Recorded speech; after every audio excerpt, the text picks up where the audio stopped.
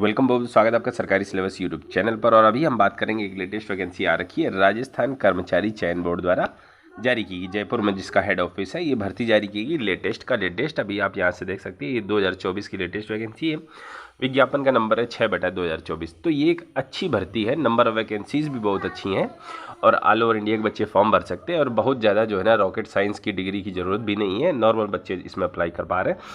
सारी बातों को बड़ी अच्छे ढंग से डिस्कस करने वाले हैं। चलिए शुरुआत करते हैं, ठीक है। नोटिफिकेशन का नंबर आप देख सकते हैं, ये जरूरी होता है फॉर्म भरते समय, आपको जो ना इसकी ज़रूरत पड़ेगी, ठीक है। हम थोड़ा सा आगे बढ़ने की श्रृंखला में वैकेंसी एक बार चेकआउट कर लो। देखो, एक अच्छी वैकेंसी देखने को मिल रही है, ठीक है। ये देखो,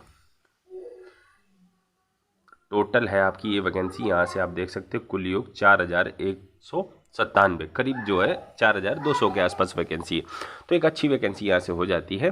और देखिए, दो तरह के पद हैं, एक है लिपिक, लिपिक का मतलब क्लर्क होता है, और दूसरा है कनिष्ठ सहायक, जूनियर असिस्टेंट। तो क्लर्क और जूनियर असिस्टेंट की ये पोस्ट होने वाली, तो एक अच्छी भर्ती आपकी यहाँ से हो जाती है, ठीक है। तो क्लर्क की भी अच्छी वैकेंसी है, और सबसे ज़्यादा जो है ना जूनियर असिस्टेंट की थोड़ी ज़्यादा वैकेंसी, यहाँ से आप देख ही लो एक बार।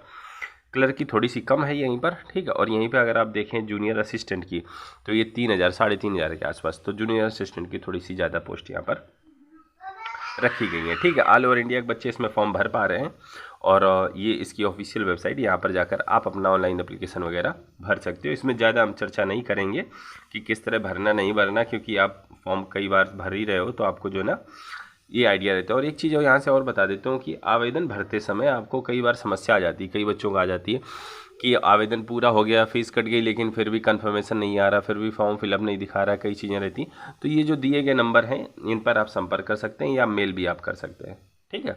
तो ये चीज़ हो गई ज़रूरी। पंजीयन शुल्क जो कि एक बार लगता है, अगर आप जो है ना फॉर्म भर रहे हो राजस्थान में, तो आप यहाँ से चेकआउट कर सकते हो कि आपका जनरल वालों को 6 से, रिजर्व कैटेगरी जो भी है उसको 400 रुपये की फॉर्म फीस देनी है, ठीक है। और एक चीज़ और यहाँ से आपको मैं बता देता हूँ, ये देखिए आप कैटेगरी वाइज भी यहाँ से वैकेंसी चेकआउट कर सकते हो कि किस कैटेगरी में कितनी वैकेंसी है, ठीक है। लिपिक ग्रेड में शासन सचिवालय में अब यहाँ से देख लो कितनी कितनी वैकेंसी है, रिजर्व कैटेगरी के हिसाब से, सामान्य की इतनी, अनुसूचित जाति की इतनी, अनुसूचित जनजाति की इतनी, ठीक है। तो यहाँ पर आप वीडियो को पॉज करके आप अच्छे से यहाँ पर देख लो। क्षैतिज आरक्षण भी देख सकते हो, जैसे कि भूतपूर्व सैनिक हो गए, फिजिकली हैंडीकैप वाले बच्चों को, और जो स्पोर्ट्स पर्सन है उनके लिए यहाँ से कि डायरेक्ट रिजर्वेशन कितना कितना, भूतपूर्व सैनिकों के लिए भी अच्छी सीटें हैं, और फिजिकली हैंडीकैप वाले बच्चों के लिए भी डायरेक्ट आरक्षण में सीटें हैं। अब ये लिपिक ग्रेड 2 के लिए राजस्थान लोक सेवा आयोग में देख सकते हो टोटल 61 वैकेंसी है, और उसमें हॉरिजॉन्टल रिजर्वेशन के लिए भी आप चेकआउट कर सकते हो। कनिष्ठ सहायक जिसकी सबसे ज़्यादा भर्ती है इस वैकेंसी में, ये देखो, ठीक है। तो 2700 के आसपास वैकेंसी है। और देखिए, जो राजस्थान में जैसे फॉर्म भरते हैं तो दो क्षेत्र में वैकेंसी को बांट रखते हैं, एक गैर अनुसूचित क्षेत्र, एक होता है अनुसूचित क्षेत्र। अब जो ये गैर अनुसूचित क्षेत्र है, ये वाले में जो ये वाली वैकेंसी है 2788, इनमें हर कोई अप्लाई कर सकता है ऑल ओवर इंडिया से। लेकिन वहीं जो अनुसूचित क्षेत्र की वैकेंसी होती है, उनमें सिर्फ उसी क्षेत्र का रहने वाला बच्चा ही फॉर्म भर सकता है। अब आप गूगल में ये कर लो कि कौन कौन राजस्थान में अनुसूचित क्षेत्र है और गैर अनुसूचित क्षेत्र है, ठीक है। आपको पता चल जाए कि आप किस क्षेत्र में जो है ना आ रहे हो। ये चीज़ क्षैतिज आरक्षण के बारे में आप यहाँ से चेकआउट कर सकते हो। वैकेंसियों के बारे में हमने बात कर लिया, हम थोड़ा सा और आगे बढ़ते हैं। आगे बढ़ने की श्रृंखला में सारी चीज़ों को बड़े ही अच्छे ढंग से देखते हुए हम यहाँ से चल रहे हैं, ठीक है। आगे बढ़ते हैं। आगे बढ़ने की श्रृंखला में सारी चीज़ें जो है ना, फिजिकली हैंडीकैप बच्चे भी इसमें फॉर्म भर पाएंगे, ठीक है। वेतनमान आप यहाँ से देख सकते हैं कि पे लेवल 5 का आपको जो है ना वेतन दिया जाएगा। और आगे बढ़ते हैं, अब देखते हैं कि आपकी जो है ना एजुकेशन क्वालिफिकेशन आपकी क्या होनी चाहिए, ठीक है। देखिए, सबसे ज़्यादा ज़रूरी है कि आप कक्षा 12वीं इस तरह तक पढ़े हों, सीनियर सेकेंडरी 12वीं पास हो, ठीक है। साथ ही साथ में आपको कंप्यूटर का एक डिप्लोमा या सर्टिफिकेट आपके पास में चाहिए, जैसे कि या फिर ओ लेवल का कोई सर्टिफिकेट हो, ठीक है। या फिर आप जो है ना certificate course on computer concept, ठीक है। कोई भी कंप्यूटर का आपके पास में आईटीआई किया हो कंप्यूटर से आपने, ठीक है, 12वीं पास आईटीआई कर लिया, कोपा जिसे बोलते हो, वो किया, आप फॉर्म भर सकते हो। डिग्री, डिप्लोमा, सर्टिफिकेट, अगर डिग्री वगैरह कर रखी कंप्यूटर साइंस से तो भी आप फॉर्म भर सकते हो, ठीक है। अगर आपने कंप्यूटर साइंस से बीटेक वगैरह भी कर रखा है तो भी फॉर्म भर सकते हो, ठीक है। तो आप ये समझ लो कंप्यूटर साइंस से आपके पास में डिग्री, डिप्लोमा, सर्टिफिकेट कंप्यूटर का कुछ ना कुछ होना चाहिए, तो ऐसे बच्चे यहाँ पर फॉर्म भर पा रहे हैं। या फिर आप जो है ना डायरेक्ट आपने कंप्यूटर साइंस से बीएससी कर ली या बीटेक कर लिया, ठीक है, या एमएससी कर रखे हो आपने कंप्यूटर साइंस से, तो भी आप इसमें फॉर्म भर सकते हो। ये काफ़ी ज़रूरी चीज़ें थी तो इसके बारे में हमने यहाँ से देख लिया। अब देखते हैं, और एक चीज़ इंपॉर्टेंट है जो आपके पास में होनी ही होनी चाहिए, जिसे देवनागरी हिंदी का आपको जो है ना, और राजस्थान के कल्चर का आपको थोड़ा सा ज्ञान होना चाहिए, क्योंकि आपको नौकरी वहीं पर करनी है जाके, ठीक है। अब हम थोड़ा सा और आगे देख लेते हैं। राष्ट्रीयता, भारत का कोई भी बच्चा इसमें फॉर्म भर सकता है, इसमें कोई दिक्कत की बात नहीं है। उम्र सीमा की अगर हम बात करें तो आप यहाँ से चेकआउट कर सकते हो कि 18 से 40 साल तक का कोई भी बच्चा इसमें, लड़का या लड़की इसमें भाग ले सकता है, ठीक है। अब जो रिजर्व कैटेगरी के हैं, जो राजस्थान के ही हैं, उन्हें उम्र सीमा में छूट दी जाती है, जैसे कि SC/ST वाले को 5 साल की छूट, OBC वालों को 10 साल की छूट, फिजिकली हैंडिकैप वालों को 10 साल की छूट प्रदान की जाती है। और आगे देख लेते हैं।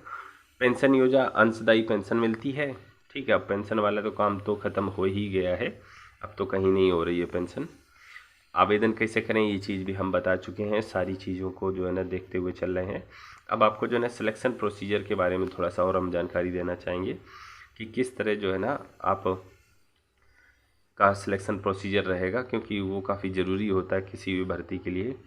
और आगे बढ़ लेते हैं थोड़ा सा। अब देखिए, ये आपका आ गया सिलेक्शन प्रोसीजर, आपका किस तरह से रहने वाला है, ये देखो। तो आप यहाँ से देखिए, क्योंकि आप असिस्टेंट के पद पर जा रहे हो, जूनियर असिस्टेंट या क्लर्क। देखिए, क्लर्क हो गए या असिस्टेंट हो गए, आपको कंप्यूटर चलाना बड़ा अनिवार्य है। आप कंप्यूटर कैसे जांचेंगे? एक तो कंप्यूटर ज्ञान हो गया, दूसरा टाइपिंग हो गई, तो आपकी टाइपिंग जरूर इसमें ली जा रही है, ठीक है। तो जो आपका पेपर वर्ड, वो आपका जनरल नॉलेज टाइप का आपका टेस्ट कर लेंगे, जैसे कि प्रश्न पत्र आपका जो ना फेज़ 1 आप यहाँ से चेकआउट कर सकते हैं कि आपकी 3-3 घंटे की अवधि रहेगी, 100 अंक के आपके ये रहेंगे। क्या क्या रहेगा फेज़ 1 में? जो फेज़ 1 प्रथम प्रश्न पत्र जिसे आप बोल सकते हो, ठीक है, उसमें रहेगा सामान्य ज्ञान, दैनिक विज्ञान और गणित। और जो दूसरा है फेज़ 1 में ही पेपर है, वो है सामान्य हिंदी और अंग्रेजी का, 3-3 घंटे का रहेगा, 100 अंक का। और नेगेटिव मार्किंग भी है, अगर आप गलत करते हो तो 1/3 नंबर आपका जो है ना काट लिया जाएगा। 1/3 यहाँ पर माइनस मार्किंग है। जब आपका फेज़ 1 हो जाएगा तब आपका फेज़ 2 है, जो कि टाइपिंग है, ठीक है।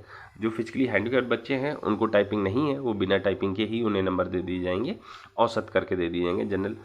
अब जो दूसरा है, एक तो कंप्यूटर पर हिंदी टाइपिंग और दूसरा अंग्रेजी टाइपिंग, दोनों ही अनिवार्य हैं आपको, ठीक है। गति परीक्षण होगा और दक्षता परीक्षण आप यहाँ से जो है ना चेकआउट कर सकते हो, ठीक है। तो इनमें जो है ना आपको अच्छा स्कोर करना है, क्योंकि टाइपिंग काफ़ी ज़रूरी है। तो रिटन एग्ज़ाम के बारे में बता दिया हमने, सिलेबस और एग्ज़ाम पैटर्न भी बता दिया, किस तरह से जो है ना आपका रहने वाला है, ठीक है। और आगे देख लेते हैं, आगे बढ़ने की श्रृंखला में थोड़ा थोड़ा और चीज़ें यहाँ से पता करें। और एक चीज़ ये देखो, ये भी काफ़ी ज़रूरी रहेगी आपकी, ये देखो। अभ्यर्थियों द्वारा परीक्षा के फेज़ 1 और फेज़ 2 में प्राप्त अंकों की गणना उनकी अंतिम योग्यता क्रम अवधि दिखाने के लिए की जाएगी।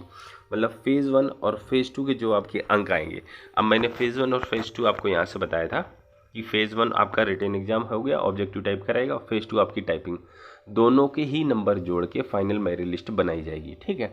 तो ऐसा नहीं है कि आपको जो है ना किसी में कम ध्यान देने की ज़रूरत है, आपको दोनों में ही पूरा खास ध्यान देना है, क्योंकि दोनों के ही नंबर, सारे नंबर ये जो आपको दिख रहे हैं, सब नंबर जोड़े जा रहे हैं, ठीक है। तो रिटर्न आपका यहाँ से कितने 200 अंकों का हो गया और ये कितना 100 अंक का हो गया, तो टोटल 300 अंकों के बेस पर आपकी फाइनल मेरिट लिस्ट बनाई जाएगी। बात समझ गए?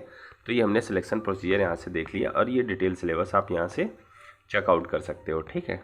ये वीडियो को आप पॉज करके यहीं से स्क्रीनशॉट वगैरह भी ले सकते हो कि आपका जो ना जनरल हिंदी इंग्लिश में क्या क्या आएगा, जनरल इंग्लिश के डिटेल सिलेबस आपको यहाँ से देखने को मिल जा रहा है। तो फिलहाल इस वीडियो में बस इतना ही रखना चाहेंगे, हम आपसे मिलते हैं बेहद जल्द अगली वीडियो में, तब तक के लिए वंदे मातरम।